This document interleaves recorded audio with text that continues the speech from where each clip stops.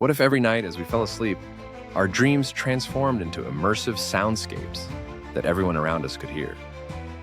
Imagine walking through a city enveloped by the swirling echoes of collective unconsciousness, joy, fear, and wonder intertwining in the air.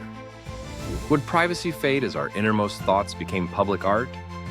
Perhaps empathy would grow, as we shared not just stories, but the raw emotions of our minds. Or would society fracture, overwhelmed by a constant flood of unseen truths? Would we find unity or chaos in the symphony of shared dreaming?